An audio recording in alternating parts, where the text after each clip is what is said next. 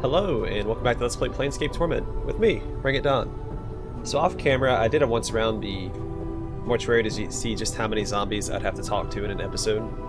It's actually not that many. I didn't actually talk to them, I just saw which ones were too far gone and which ones, sparked a conversation. I also went back and talked to Dahl, and exhausting his dialogue options again, he mentions that one of my companions is interred in the Northwest Memorial Hall.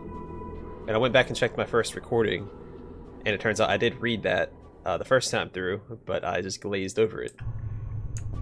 So, I believe Dayanara is our companion.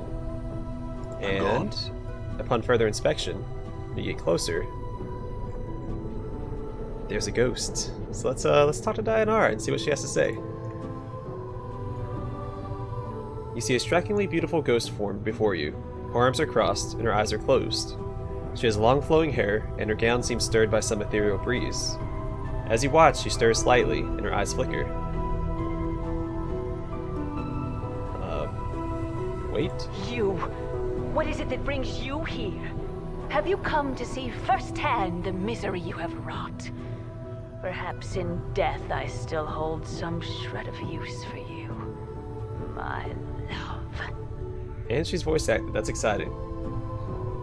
Her eyes slowly open, and she blinks in confusion for a moment, as if uncertain where she is.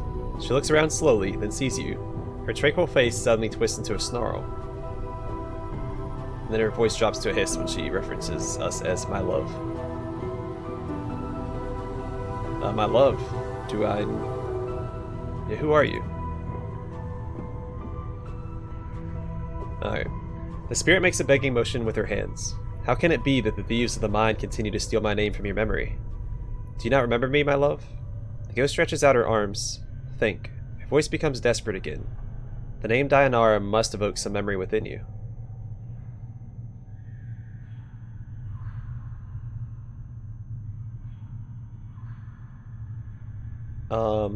I think I feel the stirrings of a memory. Tell me more. Perhaps your words shall chase the shadows from my mind, Dayanara. Oh, at last, the fates show mercy.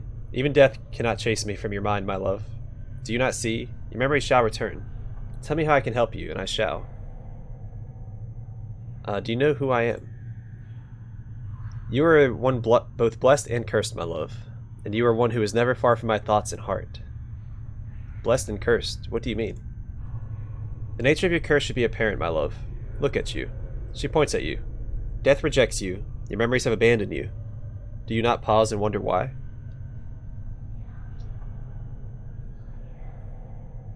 I'm still trying to get my bearings, actually. What else can you tell me about myself? I know that you once claimed you loved me, and that you would love me until death claimed us both. I believe that, never knowing the truth of who you were, or what you were. And what am I? I cannot. She suddenly freezes, as she speaks slowly, carefully, as if her voice frightens her. The truth is this. You are one who dies many deaths. These deaths have given the knowing of all things mortal, and in your hand lies the spark of life, and death. Those that die near you carry a trace of themselves that you can bring forth. As Dayanara speaks the words, a crawling sensation wells up in the back of your skull. You suddenly feel compelled to look at your hand. As you lift it up and look at it, you can see the blood coursing sluggishly through your arm, pouring into your muscles, and in turn giving strength to your bones. What? Updated my journal. And you know Dayanara is right. You suddenly remember how to coax the dimmest spark of life from a body and bring it forth. The thought both horrifies and intrigues you. Oh, okay. I was wondering about this, because I knew that the Nameless One could learn how to raise the dead, and I think the priest we get later on can also learn to raise the dead. This is really interesting. Okay. I didn't realize I'd have to speak to her to learn it. I had other questions. What is it you wish to know? Who are you? No, I'm sorry. My memories are lost to me, because we already read all that. Then it is as I feared. I am truly lost to you. It was once an inconvenience for you. You now have the excuse to discard me as you have my memory. Inconvenience? Discard you? I do not know you, spirit. My memories are no more. Tell me, who are you? What do you know of me? Alright, we already talked about that. Blessed and cursed, what do you mean?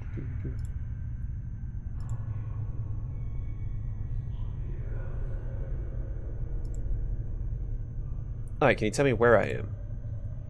Where are you? Why, you are here with me, my love. As in the times when life was something both of us shared. Now it is the eternal boundary that separates us. Eternal boundary. Dayanara sounds saddened. It is a barrier I fear you shall never cross, my love. It is the barrier between your life and what remains of mine.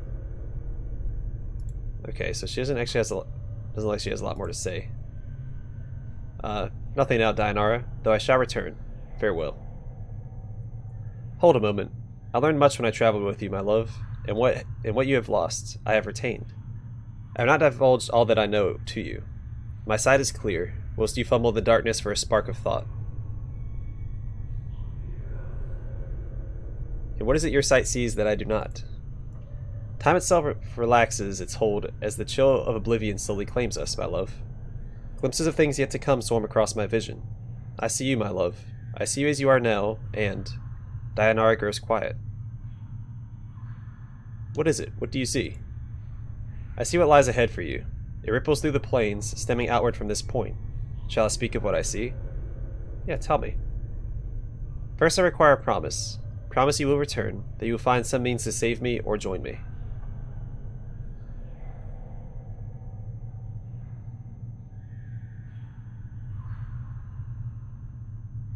I mean, I could make a vow. Yeah, I'll make the vow. I swear I'll find some means to save you or join you. But I also find it hard that she would blackmail me. Yeah, I find it hard to believe that a woman I once loved would blackmail promises from me with the promise of revelations. Have you no faith in me, Dayanara? Dayanara looks taken aback, then her tone changes, her voice becoming almost pleading. I do not mean to extract a vow from you, my love. It is just that I have waited so long for you to join me beyond the... If you do not mean to extract a vow from me, Dayanara, then do not do so. Now tell me your vision. We will speak no more of vows and promises. Dayanara stiffens. She looks as if she is about to say something, then sighs in defeat. Very well, my love. As before, I shall have to place my trust in you. She closes her eyes. This is what my eyes see, my love. Unfettered by the shackles of time. Wait for her to continue. You shall meet enemies 3, but none more dangerous than yourself in your full glory. They are shades of evil, of good, and of neutrality, given life and twisted by the laws of the plains. You shall come to a prison built of regrets and sorrow, where the shadows themselves have gone mad. There you will be asked to make a terrible sacrifice, my love. For the matter to be laid to rest, you must destroy that which keeps you alive, and be immortal no longer. Destroy what keeps me alive? I know that you must die, while you still can. The circle must come to a close, my love. You were not meant for this life. You must find that which was taken from you and travel beyond, into the lands of the dead. Die while I still can? Updated my journal. I do not doubt your ability to rise from the dead. I do believe that every incarnation weakens your thoughts and memories. You claim you have lost your memory. Perhaps it is a side effect of countless deaths. If so, what more will you lose in successive deaths? If you lose your mind, you will not even know enough to realize that you cannot die. You shall truly be doomed. Countless deaths. How long has this been going on? I do not truly know, except that it has gone on long enough. I shall wait for you in death's halls, my love. She smiles, but there is only sadness in it. She closes her eyes, and with an ethereal whisper, she fades. All right. So, according to what she said, is it a special ability? It is. So I just raised the dead now. Awesome. That would have saved me a little bit of trouble previously.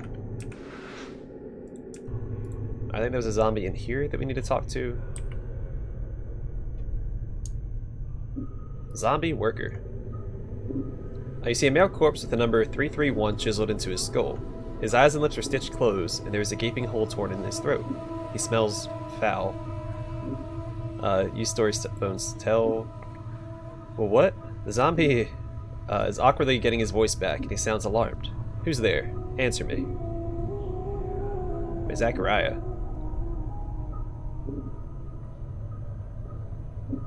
That name's familiar. Isn't he my other companion?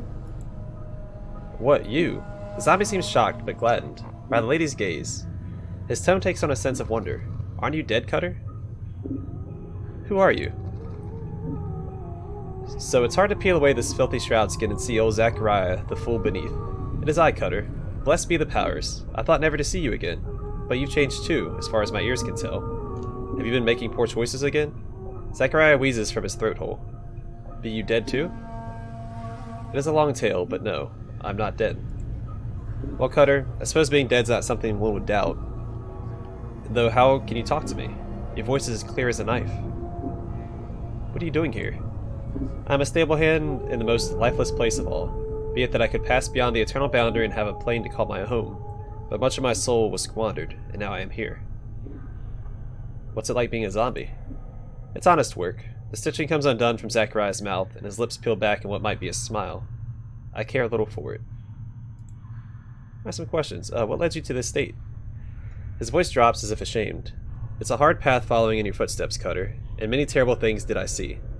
I took to drink and became half sodden with the stuff. Once, when I was sodding drunk, I signed my body off to the Dusties. Fate decided to kick me when I was down, and I died shortly afterward. What can you tell me about the Mortuary? A place of the dead run by the dead. There's some things not right here, though. Like what? I'll tell you the dark of it. There's a zombie that pretends to be a zombie, but isn't. I don't care much for knowing the reason why, but it's a strange thing. Yeah, which zombie is it? Even if my eyes allowed me to see him, I can't make sense of numbers. Here's how you'll know him, Cutter. His voice is wrong for a zombie. He doesn't respond the same way as the others.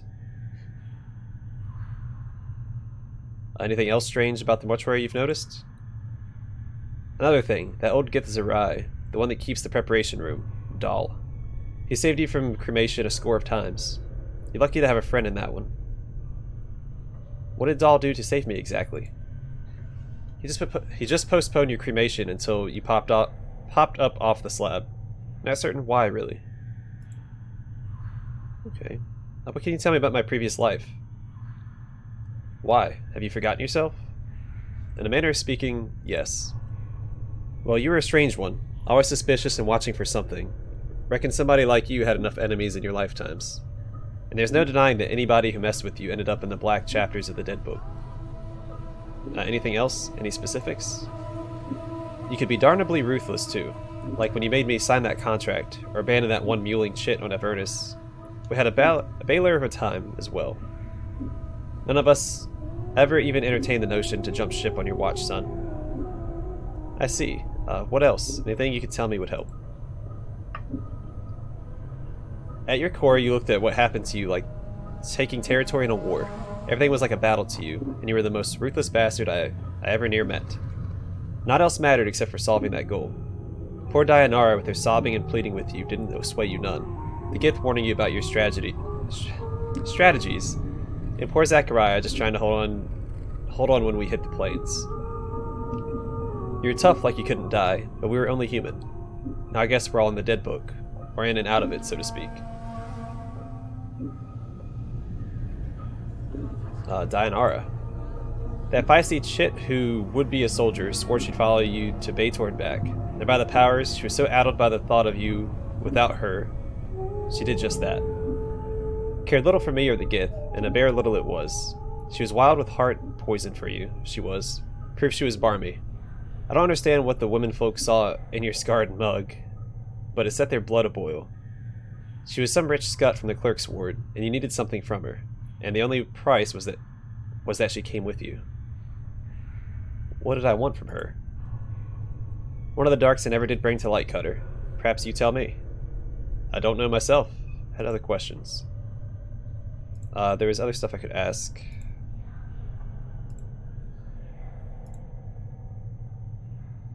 Anything else? You left something when you left us, Cutter. You left a con without a master, and the skull without a friend. Me, you stabbed something so deep inside me it never came out when I was alive. Caused my blood to run cold, it did. That thing sitting like a lump of lead in my chest. What is it? I don't know. It changed me somehow. Changed my insides. I was already dying when you put it in me, so I wasn't too concerned about it at the time. Can I have it back? It's buried pretty deep, but I have an idea of where it is. Without a scalpel and some directions from me, you won't be able to get it out. You got a scalpel? Oh, I do. Then open me up half a hand's width below the sternum and feel around for it. Alright, do it. A little more to the left, a little more. Your hand closes on an object. Pull it out. You pull out a zombie liver. By the lady's gaze, apologies, Cutter. I thought them dustmen took all his organs out of us before pulling us out of the dead book. Give it another go. Maybe it's to the right. Alright, do it again. There you go. Now a little to the right and back. A little more. You feel something hard and cold, slightly larger than you expected. I think that's it. Pull it out. Alright, pull it out. You're holding a blackened, fist-sized object that is extremely heavy for its size. That's it, alright. Huh. Bigger than I thought it'd be. Is that... what is that? It looks like a heart. I think so. Yes. Thanks, Zechariah. I had some other questions. Alright, back to the previous life thing, because there was a...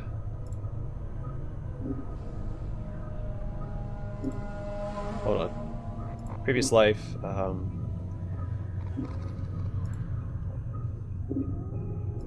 where are... there you go, the Gith. Who do you mean? A grim-looking Gith, unfriendly and silent, like all their kind. Didn't trust that Gith a lick. I didn't. Sea Cutter, them spinely Giths care only about two things. Keeping out of slavery and killing them squid-headed illithids. Everything else is just lower down the slope, and he didn't give a darn about any of us other than you. And why was that? One of the darks I never did bring to light, Cutter. Perhaps you tell me. That's interesting, because when you ask specifically about the Gith, he doesn't bring up Dakan. But earlier, he did say Dakan's name somewhere in the stuff. Anyway. Oh, you can talk about the companions here. What can you tell me about my previous companions? A motley crew we were. A half-dead man who couldn't get himself penned in the dead book if he tried. So ugly all the powers of death wouldn't take him. A wailing advocate's daughter, a Gith exile, a bobbing jackal-tongued skull, and a half-sodden blind archer like myself. Gith. Alright, I've already talked about that. The wailing advocate's daughter, already talked about that. The floating skull. That filthy talking skull was hankering for a bruising, so it was. Always smarting off it was, making fun of my condition. Alright. You were a blind archer? That I was. You truly have forgotten, haven't you? All men see with more than their eyes, Cutter. Some of them better than others. I sense the hearts of my foes, your foes, and my arrows always struck true. Ah, those were some times. Alright. I think that's everything I can ask. It's a little disappointing, but... I must leave. Farewell, Zechariah. Before you go, I need you to do me a slight favor, Cutter. And what is it? His voice drops as if ashamed. I made some mistakes, some darn bad ones to be sure, and one of my biggest was signing that Dustman contract. If I hadn't been so sodden with Bub, I never would have done it. I regret it, and I was hoping you could set it right. How? Way I reckon this body's gonna last a long time, and every day's too long to me. Could you maybe gut me again, Cutter, for old time's sake? The thought of spending another batch of years here in the mortuary with these white faces is a mighty cold one. Can you see fit to put me back in the dead book where I belong? If that is your wish. You gut him, and Zechariah falls to the floor with a heavy thud. There's a faint hiss from the body, and you see the chest heave once, then a faint rattle, the corpse goes silent. Rest in peace, Zechariah. Why is my decanter of endless water on the ground? Oh, because he gave me Zechariah's heart.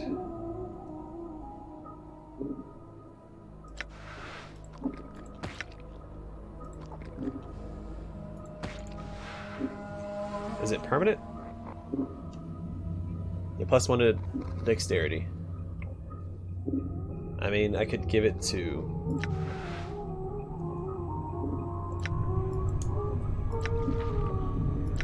Endure. my main character, and then turn back into a mage.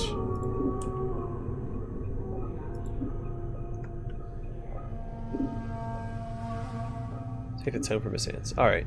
The doddering corpse has had its eyes sewn shut as well as its mouth, and the number 732 is carved into its brow.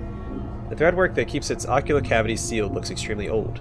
You wonder if the eyes were sewn shut before or after the man's death. You notice he is carrying a huge tome in his hands, as if taking it somewhere. Take the tome from his hands carefully. You carefully take the tome from the corpse's hands. It doesn't seem to notice. The tome appears to be a book of enchantments and wards. It is filled with diagrams and charts detailing various aspects of the necromantic arts. The book itself is extremely heavy. As awkward as a zombie is, it must be extremely strong. Examine the corpse again. Use stories bones tell ability on the corpse. Corpse makes no reply, it's too far gone. Okay. Alright, so I got a tome of bone and ash, which I could buy. I don't know. Oh, you could probably use this to undo the enchantments of the skeletons in here. I'm gone. Right, let me just go check. So that would have been an easy way, like if you didn't have the wisdom to do it.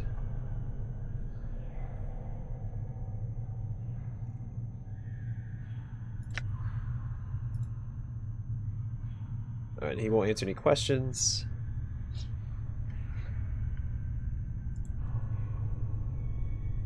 Yeah, so compare the patterns to the enchantments in the Tome of Bone and Ash, see if you can determine how they can be broken.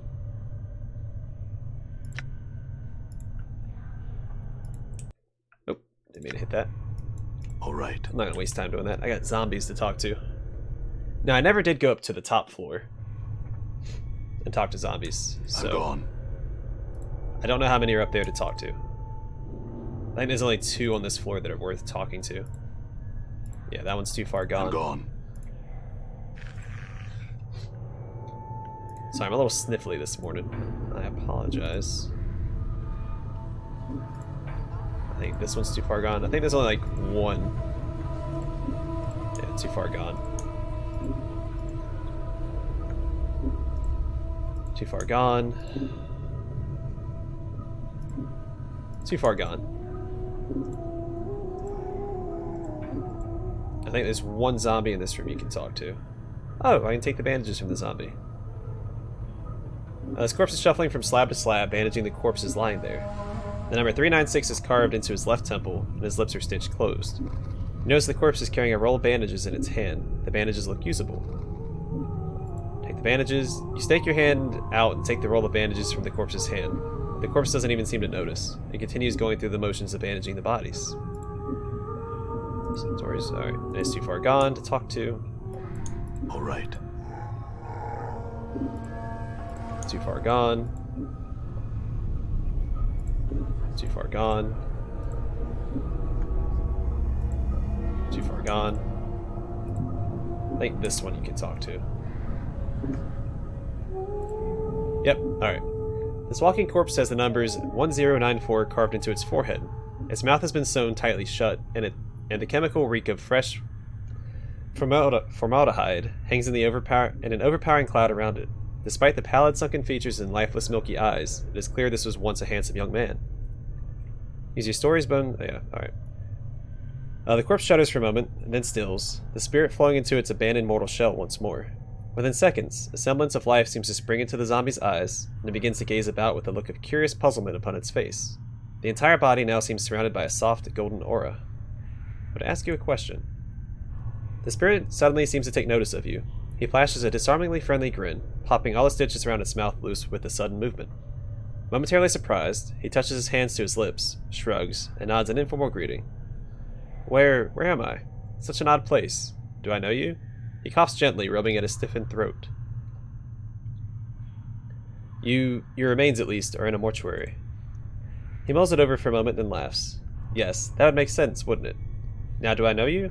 He cocks his head to one side, peering at you intently. He seems to regard discerning your identity as some sort of amusing game. No, I doubt you know me. Now I had a question for you. The spirit shrugs and smiles, chuckling softly. Perhaps you're right. What is it you wish to ask me? He begins absent-mindedly pulling the remaining stitches from his lips and dropping them to the floor one by one. Who are you? My name was Asanji. Might I know yours? I do not know. He looks surprised. How odd. A shame, truly. I must have something to call you, no? The spirit looks at you expectantly. Make up a name. I do not know. Adon? I'll use Adon here. The spirit, sensing your frustration, laughs good-heartedly. Poor sod. Then Adon it is, friend. Now, did you have a question for me? Yes, I did. Certainly. Ask away. He smiles pleasantly, awaiting your query with interest. The last of the stitch is now gone. His grin is not quite so eerie to look upon. Where are you from? I'm from many places. In truth, my birthplace is unknown to me. I did a good deal of traveling in my life, and called many places home. Now all Arborea is mine to explore. The spirit seems well pleased. How'd you end up here? As a zombie, I mean. The spirit's smile fades away, and he looks troubled for a moment. Strange, I don't know. I'm not sure how I died, really. He shrugs. No matter. His cheery grin returns, somehow bright despite being plastered across a corpse's withered face. Where are you... where your spirit resides now? Arborea, a more wondrous place I could not ask for. Nowhere in my mortal life did I find a place of such great passion, such splendor. He pauses for a while, lost in pleasant recollection. The beauty of the land, the people, magnificent. I tell you truly, I miss it even now. I've heard Arborea before, but I don't remember what it is. What do you know of this place? Not so much. I signed a contract with the Dustman on a whim. She had pointed out that the dreadful place to me once, told me my corpse would be raised and used as a laborer. I thought, I'll have no need for it when I've passed into the next life. Why not? Might as well take the silver and go spend it on some women and wine. He chuckles at the idea, the ghost lights in his eyes flashing merrily. Do you know anything of the city around the mortuary? What, Sigil? Seeing your nod, the corpse's smile stretches into a wide, wicked grin. Oh, I'll not spoil that for you. Go and explore the place for yourself. Get lost in its streets, its taverns, its people. But take care. It can be a dangerous as well as wondrous place. That's what makes it all so exciting, no? Well, that's everything. Alright, I'm leaving. I'm gone. That's interesting. Odd seeing a happy corpse. What about you, zombie worker? You got anything to say? Nope, too far gone. I'm gone. It's neat they added all these little details to the game.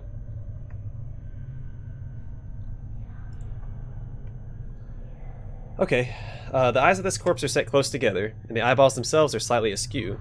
One faces to the left, and the other to the right. You can barely make out the number 257 traced into its bruised forehead.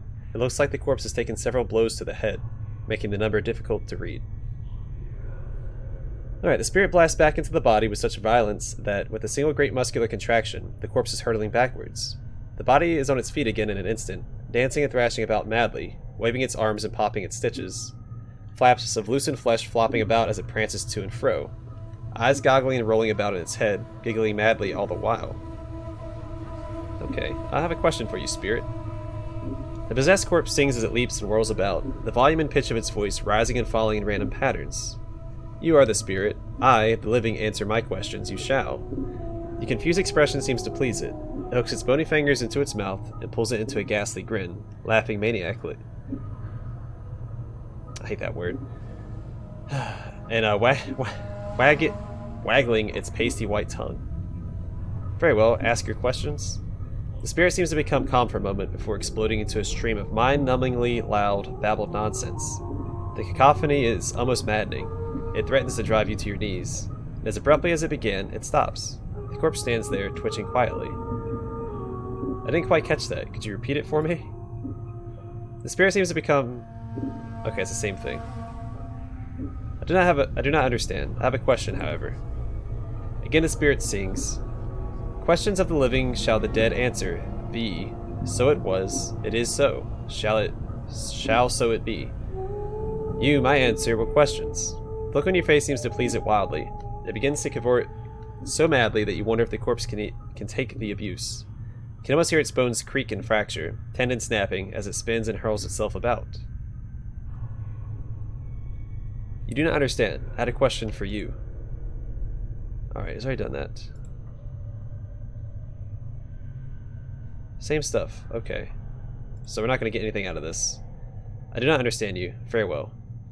As the spirit fades away from the corpse, its jabbering mouth twists into a knowing smile. Its wild flashing eyes bore into you with the piercing glare of a psychopath, and it whispers a single, carefully formed word drawn out like a string of precious pearls. Limbo. What? With that, it is gone, leaving you no better off and feeling slightly unsettled. The zombie quietly resumes its work.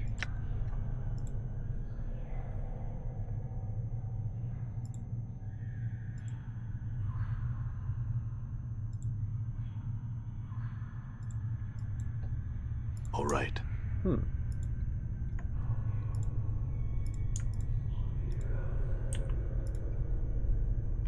Well, that was interesting. Alright, zombie worker, what you got for me?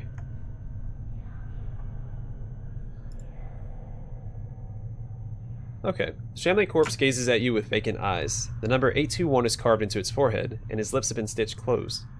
The faint smell of formaldehyde emanates from the body. Oddly enough, your ability does not seem to work on this corpse. Poke it in the eye. The corpse gives a muffled yelp as you jab it in the eye, and its hands shoot up to cover its face. It begins mumbling what you take for obscenities under its breath. You're not a zombie. Who are you? Updated my journal. The zombie is trying to respond behind stitched lips. He has a peculiar half-frightened, half-angry expression. Who you? What you want? Who are you? The zombie doesn't seem to have heard you. He looks you up and down for a few moments, then frowns. What you do here? His eyes narrow suspiciously. You spy on Dusties?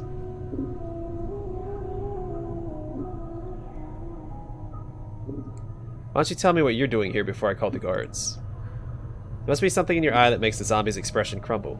No, no, no. Don't call the guards. He looks frightened. Me spy on Dusties. Say what I see. Nothing more. Spy for who? Zombie falls into a frightened silence. He seems unwilling to say any more. Come on, who are you watching this place for? She's surprised the zombie turns away from you. He's starting to glance around fearfully. You won't talk, then get ready to start screaming. Okay. Yeah, get ready to start screaming. Oh, I didn't want to fight him. Well, I'll stick to my guns. What do you drop? A knife. I'm gone. Well, so I'm be it. gone. I am interested to know what he was doing here, but so be it. Alright, go up top. I haven't checked out the third floor yet. See if the zombies have anything to say up here. And I'm going to let this episode go a little bit longer, so I'm just going to knock out the Too Far Gone to reply. That way I don't have to come back here again next episode. Just be the one episode, talk to all the zombies.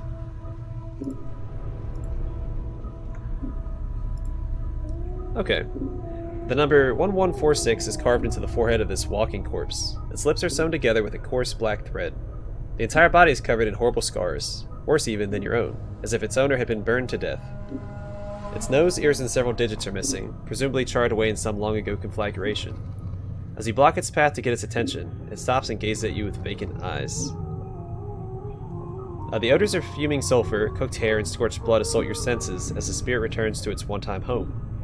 The corpse collapses to the floor almost immediately, shuddering violently as it clutches at itself and moans pitifully. You can almost see thin plumes of stinking smoke curling off its body and limbs. Are you alright?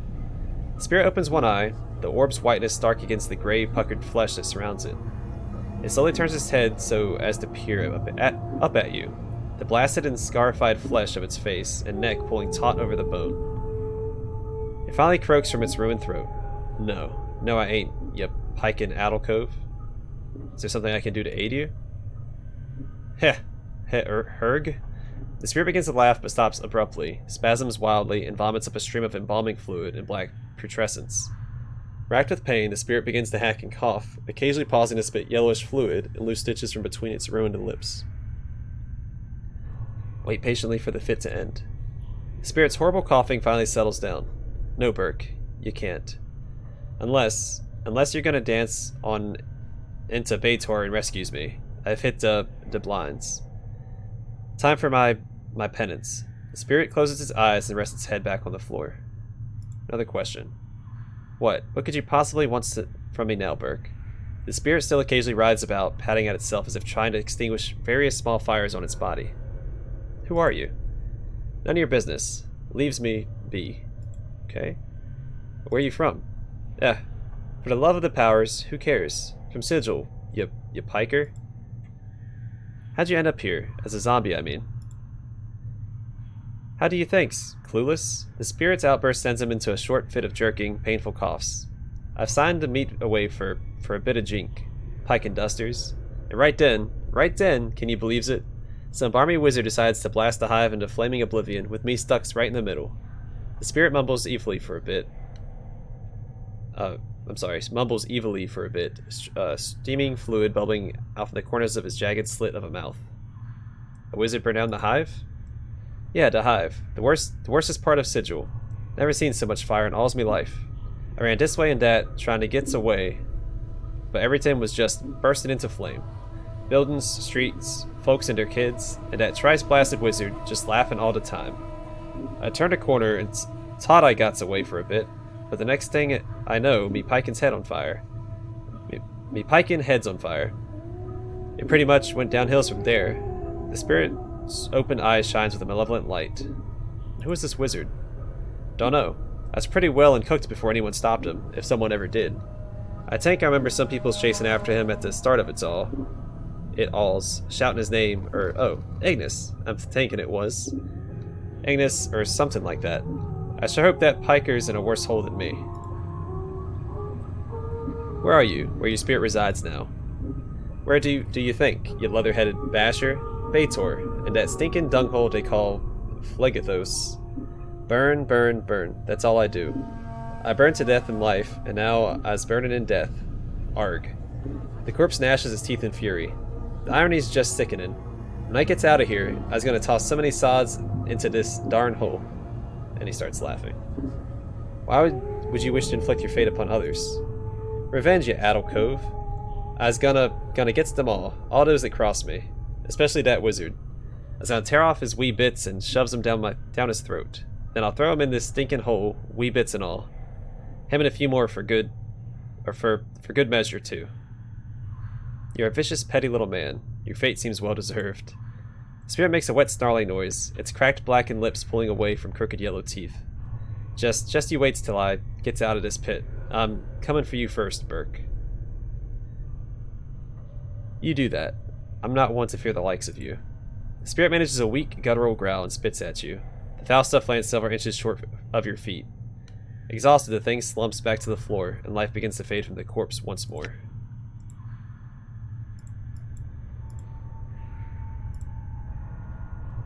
What did you do to deserve such torment? Deserve? This? Nothing. I didn't do nothing, just trying to get by. Get by like everybody else. Then poof. That goat son of a mage starts burning up the hive. Okay. What do you know of this place? Nothing. Nothing, I tell you. Burke, just leaves me alone to burns. Okay. I'm gone. Well, that was super exhilarating. So I wonder... Oops. Too far gone to talk. I'm gone.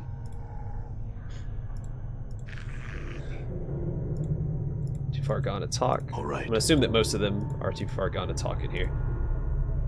I think that's all of them. Oh no, there's one right here. Okay. This reanimated corpse has its lips sewn together, and the numbers 310 carved into its brow. The smell of formaldehyde permeates the area around it. It turns its lifeless eyes upon you as you move to bar its path.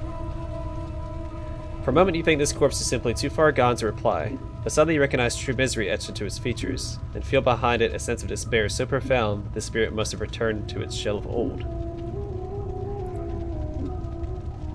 Alright, so I'd ask you a question. It speaks in a slow monotone, the voice of one broken and without hope. Even now it is nearly indistinguishable from a soulless zombie. What would you know, my lord? Who are you? The spirit speaks so softly you must strain to hear it. The corpse's mouth barely moves to form each word. I am no one, my lord. A wretched insect clinging desperately to the wasting tower in Oinos. I was once called Erebime, though, my lord. So long, so very long ago. The wasting tower. Yes, my lord. 'Tis a mighty tower, far greater than the highest of sigils. It has the appearance of bone, my lord, like the spinal column of some gargantuan creature. It is there that I toil, repairing the damage done to it by the armies of my master's foes, his rival princes. And who is this master? I know him only as the master, my lord, the lord of Kinoin. He is a fiendish prince, an ultraloth of awesome power. It is he who owns my soul, and so shall ever forever own it. A petty thing doomed to languish beneath his foot until eternity grinds its way into oblivion. Tell me of this Kinoin. Yes, my lord. 'Tis a mighty tower, far greater than the highest... Okay. Other questions? There was Oinos. The spirit closed his eyes for a moment, the corpse shuddering slightly. The horrid Oinos, my lord, and the grey waste. It is there that my soul has been confined, in the shadow of Kinoin, the wasting tower. Okay. Where are you from? I live in Sigil, my lord, in the Hive. 'Twas not so awful a place as I once thought, now that my home is Oinos. The corpse blinks so slowly that for a moment you thought it had simply shut its eyes. The Hive? Yes, my lord. A wretched place, but not so dreadful as Oinos. How'd you end up here? As a zombie, I mean. I was murdered, my lord, by robbers, filled with drink and stumbling through the alleyways of the Hive. I became lost and eventually fell prey to a band of thugs. 'Tis just as well, Tis just as well. My life was probably worth less than the few coppers a collector may have gotten from my corpse. I think I said copies. Why such a base opinion of your own life? I would not speak of it, my lord. 'Tis not worth discussing. The spirit seems immovable in this matter. Okay. Where are you? Where your spirit resides now? Alright, we've already talked about all that. Why you rot with such despair? There's nothing else for me, my lord. Trapped for eternity in the pestilent waste of Oinos, I am. There's no hope for one such as I. The spirit seems to descend into an even more pathetic state, the corpse's shoulders sagging beneath the weight of its sorrow. And what do you know of this place? Very little, my lord. Only that the dead are brought here to be interred or cremated, or used as laborers, as my corpse has been. Alright, then there was one more question.